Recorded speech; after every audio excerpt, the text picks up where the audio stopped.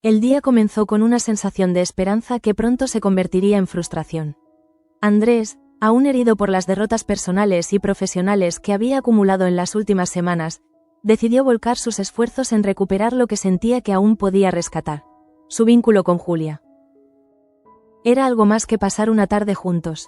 Para él, era un acto de reafirmación, de protección, un último intento por preservar un lazo emocional que sentía escaparse entre los dedos. Julia era su sobrina, pero también, desde la marcha de Jesús y los tiempos de dolor con Begoña, su ancla emocional más pura. Organizó una invitación, quiso darle algo especial, un momento sincero. Pero el destino y más concretamente Gabriel tenía otros planes. Mientras Andrés se ausentaba brevemente por asuntos urgentes, Gabriel aprovechó el vacío con una rapidez que solo puede tener quien ya lleva tiempo planeando. Se presentó ante Julia con su simpatía cuidadosamente dosificada, con su presencia segura, y la invitó a dar un paseo. Para Julia, aquello fue natural, no entendía las batallas internas que se libraban entre los adultos. Caminó con él sin sospechar que cada paso que daba junto a Gabriel era un golpe en el corazón de Andrés. Lo que ocurrió después fue devastador. Cuando Andrés regresó, creyendo que sería él quien compartiera un momento íntimo con la niña, los encontró a ambos regresando juntos, llevando flores para Begoña. Esa imagen fue más poderosa que cualquier discusión. Julia sonriendo, Gabriel riendo con soltura, y Begoña recibiendo las flores con una dulzura que Andrés no veía desde hacía tiempo. No hubo necesidad de palabras, fue una derrota silenciosa, y por eso mismo, más dolorosa.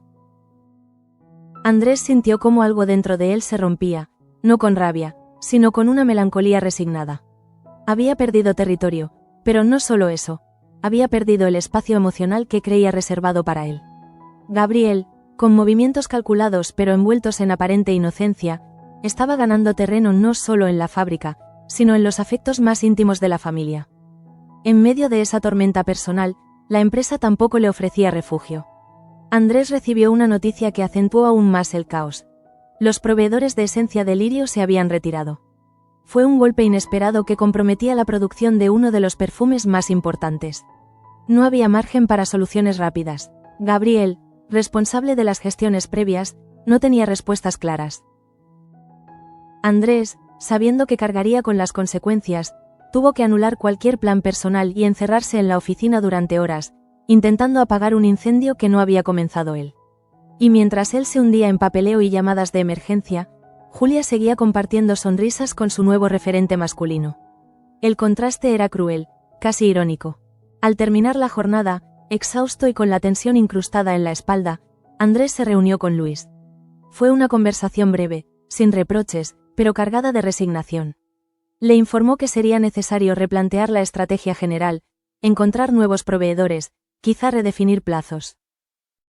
Era un intento de tomar control, de no permitir que el desastre se extendiera, pero en su mirada se leía claramente que el verdadero golpe no estaba en el perfume, sino en la forma en que Gabriel lograba ocupar espacios que él consideraba suyos. Andrés no estaba perdiendo una batalla, estaba siendo desplazado de su propio mundo. Don Pedro, ajeno a las emociones internas de Andrés pero atento a los movimientos en la sombra, decidió actuar por su cuenta. No confiaba en Gabriel, había algo en su manera de avanzar, de integrarse, que le resultaba sospechoso. Y como político experimentado que era, sabía que los aliados peligrosos eran los más difíciles de identificar. Por eso, recurrió a Pelayo. El marido de Marta tenía acceso, legitimidad, y sobre todo, la necesidad de no contrariar al patriarca. Don Pedro lo presionó con frialdad, exigiéndole que cumpliera con su parte del trato. Obtener información sobre Gabriel, indagar en su pasado, exponer cualquier debilidad. Pelayo, atrapado entre la lealtad a su esposa y la influencia política de su suegro, aceptó a regañadientes, iniciando así un juego peligroso del que no saldría indemne. Mientras las tensiones se intensificaban en la alta esfera, la vida en la colonia ofrecía respiros aparentemente más livianos, pero igual de reveladores. Se organizó un torneo de dominó, un evento que pretendía aliviar el ambiente enrarecido. Gaspar, siempre dispuesto a buscar un equilibrio entre trabajo y alegría, convenció a Raúl para que participara. Raúl dudó al principio, pero cambió de idea cuando supo que Claudia sería su compañera. Aquella promesa lo motivó. Lo que no esperaba era que Claudia, después de reflexionar durante un largo rato en la tienda junto a otras chicas, decidiera no presentarse. Su ausencia no fue explicada, pero caló hondo en Raúl. La emoción que había alimentado su ilusión se transformó en decepción silenciosa. Ante la falta de Claudia, Raúl no quiso retirarse. Se emparejó con don Agustín, el cura del pueblo, quien aceptó con gusto participar. La partida, celebrada más tarde en la cantina, fue un momento distendido pero teñido por ausencias y decisiones no dichas. El dominó giró sobre la mesa, pero en cada ficha caída se escuchaban ecos de historias personales más complejas. La noche culminó con un gesto íntimo entre Manuela y Gaspar. Después de semanas de acercamientos, de miradas y silencios compartidos, decidieron dar un paso significativo en su relación. No fue una declaración pública, ni una escena teatral. Fue un gesto simple, profundo, que consolidó una complicidad construida en la cotidianidad del trabajo y las confidencias compartidas. Gaspar, cansado pero sereno, tomó la mano de Manuela con una naturalidad que hablaba de futuro. Ella no la retiró, al contrario, sonrió. En ese pequeño instante, todo lo demás pareció desvanecerse. Mientras tanto, en la tienda, Fina compartía con Gemma unas fotografías de Teo, intentando explicarle sus avances, su trabajo, su dedicación. Gemma, aún removida por muchas dudas internas, escuchaba con atención. No era una conversación fácil. Había reproches implícitos, temores no dichos. Fina se sentía juzgada, y por eso necesitaba mostrar pruebas, demostrar que su interés por Teo era genuino. Fue Marta quien, al pasar por allí, intervino con una serenidad que desactivó la tensión. Con pocas palabras, tranquilizó a Fina, validó su arrepentimiento, y le recordó que, a veces, reconocer los errores también es una forma de amor. En el epílogo del día, Andrés se vio obligado a aceptar su derrota. No en voz alta, pero sí en la forma en que le explicó a Luis la necesidad de buscar nuevas estrategias. El perfume, la producción, incluso la logística, podían resolverse. Pero lo que no encontraba manera de contener era la creciente influencia de Gabriel. La escena final, con Gabriel y Julia llegando juntos, llevando flores para Begoña, fue la confirmación visual de todo lo que había temido. Julia lo miraba con admiración, Begoña lo recibía con calidez, y él. Él solo podía observar, impotente, cómo su mundo cambiaba sin su permiso. Aquella noche, Andrés se encerró en su habitación sin decir palabra. Afuera, el eco de las fichas de dominó aún resonaba, las risas en la cantina morían poco a poco, y el aire cálido de la colonia parecía no querer dormir. Pero en su pecho, lo que reinaba era el frío, un frío silencioso, profundo, que solo entiende quien ha perdido algo que ni siquiera sabía que podía perder. La mañana siguiente no trajo alivio alguno. Si algo quedaba de esperanza en Andrés, se diluyó con el paso de las horas. El recuerdo de la escena del día anterior aún lo atravesaba con la misma intensidad. Podía ver, una y otra vez, cómo Gabriel estrechaba el vínculo con Julia sin que él pudiera hacer nada para evitarlo. Cada gesto amable de su rival, cada sonrisa compartida, se convertía en un testimonio de su propia pérdida. Por primera vez en mucho tiempo, Andrés sintió que no solo estaba perdiendo una batalla, estaba desapareciendo lentamente del mundo que antes le pertenecía. La dinámica dentro de la fábrica no ayudaba. El problema con la esencia de lirio seguía sin resolverse y, para colmo, el equipo de logística comenzó a mostrar señales de saturación. Las horas extras se acumularon, los pedidos se retrasaban y el clima laboral se tensaba. Gabriel, consciente de su responsabilidad parcial en el revés con los proveedores, intentó mantener un perfil bajo, pero incluso su silencio era percibido por Andrés como una provocación. Cualquier gesto, por mínimo que fuera, se convertía en un detonante para la furia contenida del empresario. Luis, siempre dispuesto a contener los excesos de su hermano, intentó varias veces suavizar la situación, pero sin éxito.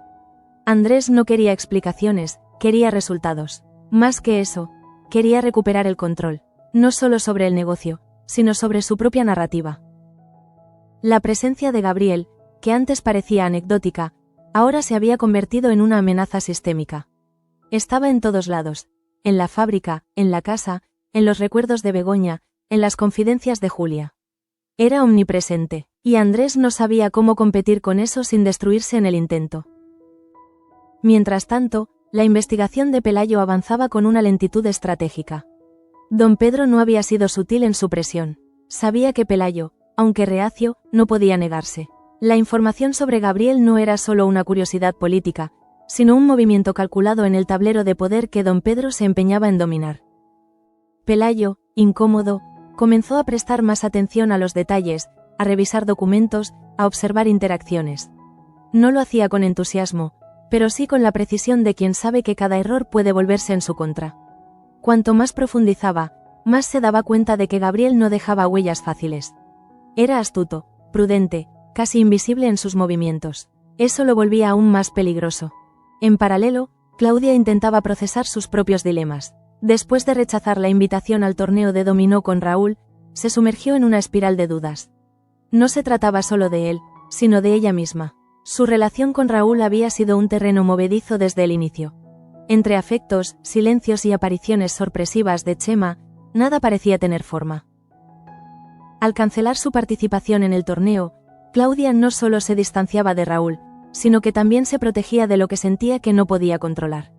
Fue una decisión silenciosa, pero cargada de significado. Y Raúl, que no entendía del todo lo que ocurría, lo sintió como un abandono. En ese contexto, la figura de don Agustín adquirió una relevancia inesperada. Al sustituir a Claudia en la partida de dominó, no solo brindó una solución práctica al evento, sino que también ofreció una mirada distinta. Su participación fue jovial, casi infantil, como si buscara recordar a todos que aún existían espacios para la ligereza. Pero bajo esa actitud distendida, también observaba. El sacerdote siempre fue más observador que muchos creían. Y aquella tarde en la cantina, entre fichas y estrategias, comenzó a atar cabos que no compartió con nadie. Mientras las redes emocionales se tensaban, Manuela y Gaspar consolidaban su relación lejos del bullicio. La conexión entre ellos crecía sin necesidad de grandes gestos. A diferencia de otras historias marcadas por el drama o los reproches, la suya se construía en lo simple. En un café compartido, en una mirada cómplice durante una pausa en la fábrica, en la forma en que se buscaban sin decirlo. Aquella noche, después del torneo, pasearon en silencio por la colonia. No necesitaban hablar, el vínculo ya se había formado, firme, sereno. Manuela lo miró con una mezcla de ternura y respeto. Gaspar, por su parte, la observaba como si descubriera algo nuevo cada día. Fue entonces cuando ambos comprendieron que, en medio de tanto caos, habían encontrado un refugio mutuo. En la tienda, Fina aún repasaba mentalmente la conversación con Gemma. Mostrarle las fotos de Teo no había sido un gesto impulsivo, sino una necesidad visceral de demostrar que sus errores pasados no definían lo que sentía ahora. Sentía que debía explicarse, justificar cada ausencia, cada torpeza. Marta, que había presenciado la escena, volvió más tarde para hablar con ella a solas. Le recordó que el perdón no siempre llega cuando uno lo quiere, pero que reconocer los errores ya es un paso que muchos no se atreven a dar. Fina, con los ojos húmedos, asintió. No dijo nada más, pero esa noche durmió con el corazón un poco más liviano. Al final de la jornada, Andrés se enfrentó consigo mismo. Caminó por los pasillos de la casa como si buscara algo que no sabía nombrar. Se detuvo frente a la puerta de la habitación de Julia, pero no entró. Escuchó su risa desde lejos, proveniente del jardín, y supo sin necesidad de mirar que estaba con Gabriel. El sonido le pareció ajeno, casi hostil. Bajó la vista, dio media vuelta y regresó a su despacho. Abrió una botella de vino, llenó la copa hasta el borde y se sentó sin decir palabra. Por primera vez en mucho tiempo, sintió que no tenía un plan. Y eso, para alguien como él, era aterrador. La colonia, por su parte, se preparaba para otro día más. Pero lo que nadie sabía es que, en lo más profundo de ese ambiente aparentemente tranquilo, se estaba librando una guerra silenciosa. Una guerra de poder, de afectos, de espacios ocupados y otros por conquistar. Y Andrés, hasta entonces uno de los estrategas más astutos, estaba empezando a quedarse sin cartas. El amanecer trajo consigo una falsa calma. Pelayo, que había dormido poco y mal, se despertó con una sensación de inquietud que no lograba sacudirse. Durante la noche, había repasado mentalmente todo lo que sabía sobre Gabriel, y aunque aún no tenía pruebas concretas, la intuición se lo gritaba con claridad. Había algo más, algo escondido tras la fachada impecable de ese hombre que parecía tener respuesta para todo. El encargo de don Pedro comenzaba a pesarle más de lo esperado. No se trataba únicamente de investigar a alguien, sino de espiar desde dentro del propio entorno familiar. Y eso, por mucho que se justificara como una obligación política, lo hacía sentir sucio. Decidió entonces revisar antiguos documentos de la fábrica. Cualquier papel, contrato o firma que tuviera el nombre de Gabriel podía ser una pista. Mientras fingía organizar los archivos para una futura auditoría, Pelayo tomó nota de pequeñas inconsistencias, fechas que no coincidían, proveedores que no estaban del todo claros, referencias cruzadas a intermediarios que nunca se presentaron en persona. Todo era demasiado sutil, demasiado bien construido, como si Gabriel hubiese planeado cada movimiento para que pareciera natural. Esa sofisticación, en lugar de tranquilizar a Pelayo, lo llenaba de sospechas. Don Pedro, por su parte, no se impacientaba. Sabía que el tiempo jugaba a su favor. Lo que buscaba no era una prueba inmediata, sino una caída definitiva. Su interés en Gabriel no era personal, al menos no del todo, sino estratégico. Quería asegurarse de que ningún infiltrado con ambiciones desmedidas se posicionara demasiado cerca del centro de poder. Para él, Gabriel representaba un elemento incontrolable, y eso era intolerable. Por eso, cada día que pasaba sin información clara era una gota más que caía en un vaso que estaba por rebalsar. Mientras Pelayo hurgaba en los papeles, Gabriel seguía reforzando su imagen ante los demás. No hacía nada extraordinario, y sin embargo, cada gesto suyo parecía cuidadosamente orquestado. Con Julia, adoptaba una postura cálida, accesible, sin excederse en afecto pero marcando territorio emocional.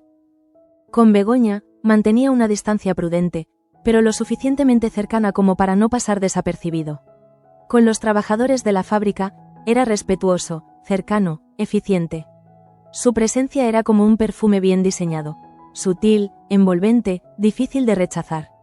Y eso era precisamente lo que lo volvía tan peligroso para Andrés. Julia, inocente de las tensiones que creaba su cercanía con Gabriel, comenzó a buscarlo cada vez más. Ya no lo veía solo como un adulto amable, sino como un amigo, un aliado que la escuchaba sin prisa, que no la corregía constantemente ni la miraba con la expectativa de un modelo que debía alcanzar. Su conexión era sencilla, honesta, y eso la hacía aún más poderosa. Andrés lo notó, y cada vez que los veía juntos, el resentimiento se transformaba en un nudo que apretaba su garganta. Julia no le pertenecía, lo sabía, pero eso no hacía que doliera menos. En medio de todo esto, Begoña empezaba a percibir la tensión creciente entre los dos hombres, aunque aún no conocía toda la profundidad del conflicto. Veía en Gabriel un colaborador valioso, alguien que estaba ayudando a reconstruir lo que Jesús había dejado roto. Pero también notaba que la amabilidad de Gabriel con Julia iba más allá de una simple cortesía. Hubo una tarde en particular en que, al regresar de la cantina, los encontró a los dos sentados en el jardín, rodeados de flores, hablando de colores y aromas. Julia reía a carcajadas, y Gabriel la miraba con una dulzura casi paternal. Fue en ese instante cuando Begoña sintió por primera vez un leve temblor interno. No era molestia ni sospecha, era algo más difuso. La intuición de que aquella relación podía alterar los equilibrios más delicados de su familia. Andrés, entretanto, acumulaba silencios. Ya no discutía con nadie, pero su presencia se volvía cada vez más tensa. Evitaba a Julia, no por desinterés, sino por miedo a decir algo de lo que luego se arrepintiera. Con Begoña, sus interacciones eran breves, formales, como si no supieran cómo navegar ese territorio lleno de emociones no resueltas. En la fábrica, su figura seguía imponiendo respeto, pero muchos ya notaban su mirada ausente, su concentración fragmentada. Hasta Luis, siempre leal, comenzaba a preocuparse por su hermano. Fue entonces cuando ocurrió algo inesperado. Uno de los nuevos empleados del área de empaquetado, sin querer, mencionó el nombre de un proveedor vinculado a Gabriel que no figuraba en los registros oficiales. Lo dijo en tono casual, como quien recuerda una anécdota sin importancia. Pero para Pelayo, esa mención fue una alarma.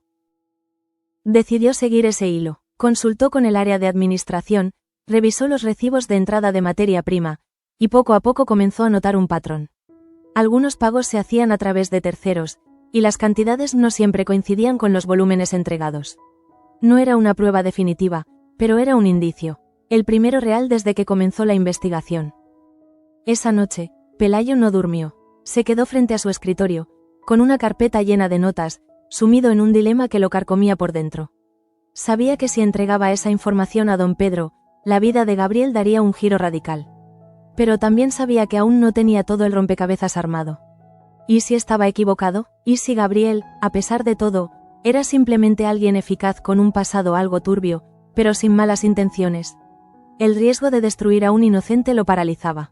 pero el riesgo de no actuar ante un enemigo camuflado también lo aterraba. Al día siguiente, decidió no hablar aún con don Pedro. Prefería seguir investigando. Necesitaba más. Sin pruebas irrefutables, cualquier paso en falso podía volverse en su contra. Lo que no sabía era que, mientras él dudaba, Gabriel seguía avanzando. Y lo hacía con paso firme. Begoña despertó con una inquietud que no lograba definir. Había tenido un sueño confuso, donde Julia se alejaba de ella guiada de la mano por una figura envuelta en niebla. Al abrir los ojos, la sensación persistía. Bajó las escaleras con paso lento, y al llegar al comedor, encontró la escena que se repetiría varias veces a lo largo de la semana. Gabriel sirviendo el desayuno con una naturalidad que bordeaba lo íntimo, y Julia hablando con él como si se conocieran desde siempre. Sonrió, como siempre, pero por dentro algo se desacomodaba. No era celos, ni recelo, era algo más profundo. Una intuición que se forma solo cuando la experiencia y el instinto se cruzan. Begoña sabía lo que era reconstruirse tras una pérdida. Sabía lo que era confiar en alguien nuevo, abrirle la puerta a una persona que parece llegar en el momento exacto. Pero también sabía lo fácil que es confundir la bondad con la manipulación. Había aprendido a golpes que no todo lo amable es inofensivo. Y Gabriel, que hasta entonces había sido un aliado silencioso, empezaba a mostrar un protagonismo inquietante. Mientras tanto, Andrés se hundía cada vez más en sus propias sombras. La fábrica seguía con complicaciones, y aunque el tema del lirio parecía encontrar una salida provisional, la presión no disminuía. Lo peor era la sensación de estar desdibujándose. Ya no era el centro de nada, ni en casa, ni en el trabajo, ni siquiera en su propio discurso. Cada conversación con Luis era una batalla entre el orgullo y la urgencia. Y en cada una salía más cansado, más confundido. Una tarde, al salir del despacho, lo vio, Gabriel y Julia plantando flores juntos en el jardín trasero. Julia había colocado una cinta en el pelo, regalo de Begoña, y Gabriel le enseñaba cómo hacer surcos con una pala pequeña. Era una imagen idílica, casi familiar. Demasiado perfecta. Andrés no dijo nada. Se quedó observando desde la ventana, con una mezcla de tristeza, impotencia y furia contenida.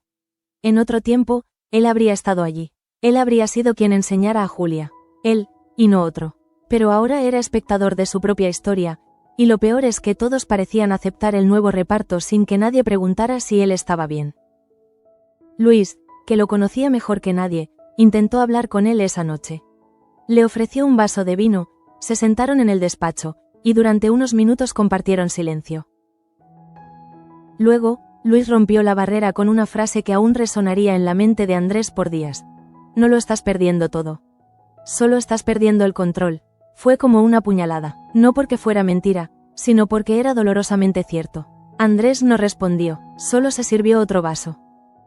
En paralelo, Pelayo seguía recolectando datos. Una visita a un pequeño proveedor de embalajes reveló otra pista.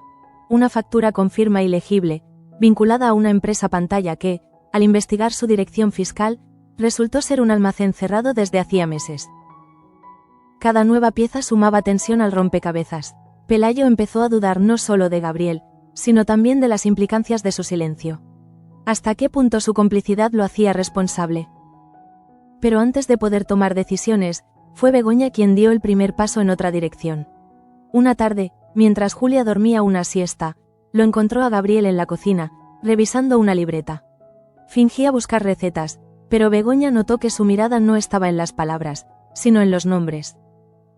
Se acercó con la excusa de preguntarle si prefería café o té, y en esa proximidad, lo observó detenidamente.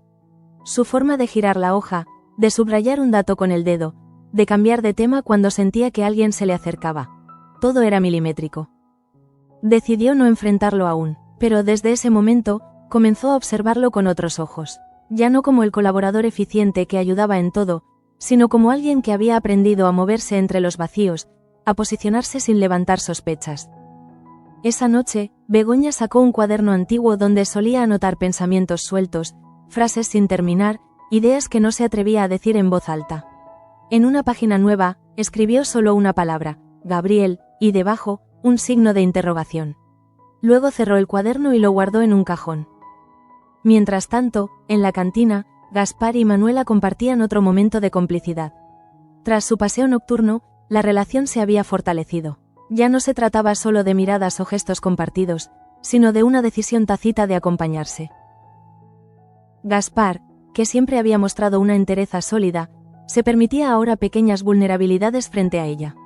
Manuela, por su parte, redescubría una parte de sí misma que creía perdida.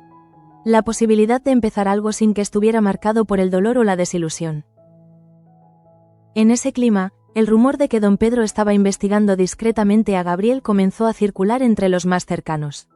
Algunos lo tomaron como una exageración, otros, como una señal de que algo grave estaba por estallar. Pero nadie se atrevía a confirmarlo. Lo único cierto era que la atmósfera se volvía cada vez más densa, y que los silencios pesaban más que las palabras. Y en medio de ese espiral de sospechas, soledades y miradas esquivas, Julia seguía sonriendo. Ignorante de las batallas emocionales que la rodeaban, seguía buscando en Gabriel esa figura de confianza que tanto necesitaba. Su inocencia era un recordatorio constante de lo que estaba en juego. No era solo una cuestión de poder, de dinero o de prestigio. Era una cuestión de vínculos, de identidades, de afectos que se disputaban en silencio. Esa noche, Andrés volvió a observar desde lejos, pero esta vez, no se quedó callado. Subió a su habitación, abrió un cajón, y sacó una antigua carta que Jesús le había dejado antes de morir. La releyó por primera vez en años. En ella, su amigo hablaba de Julia, de lo importante que era protegerla, de cómo su felicidad debía estar por encima de todo. Al terminar de leerla, Andrés comprendió que la batalla que estaba librando ya no era por él. Era por ella. Y eso lo cambió todo.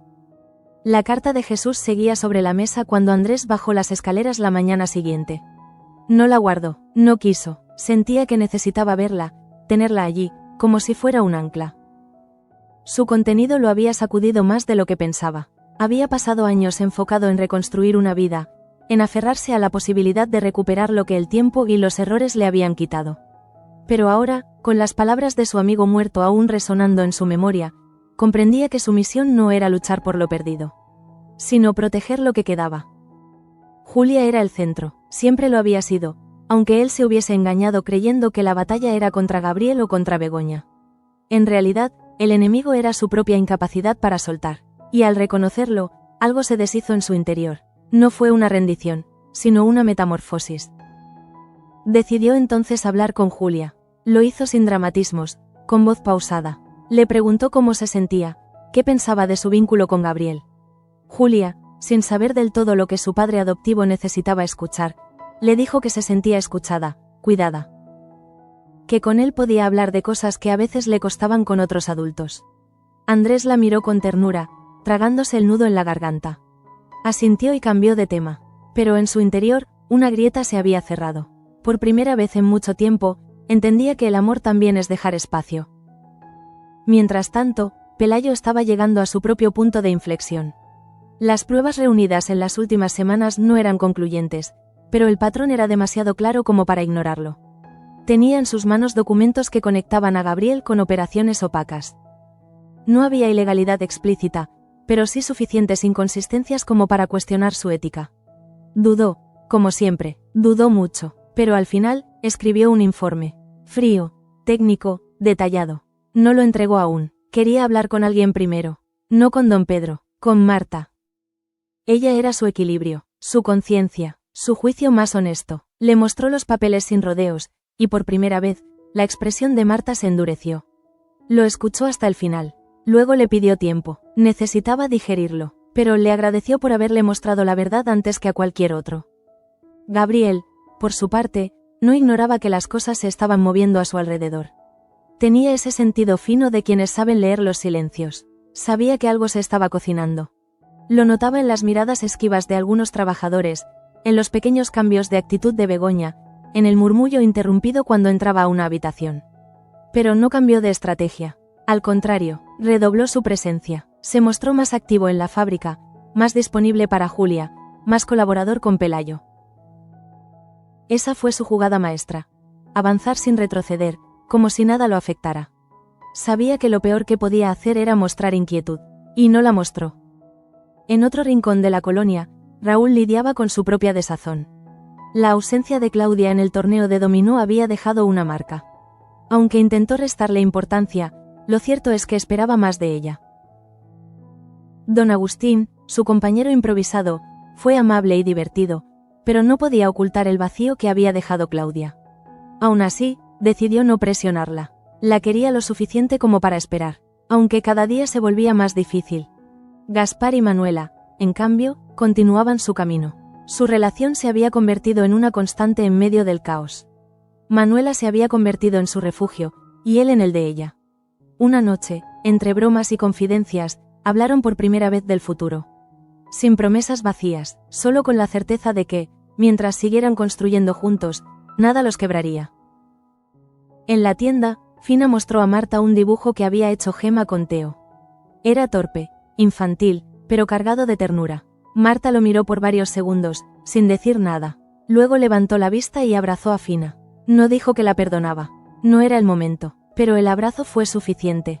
A veces, las palabras sobran. El giro final llegó al anochecer.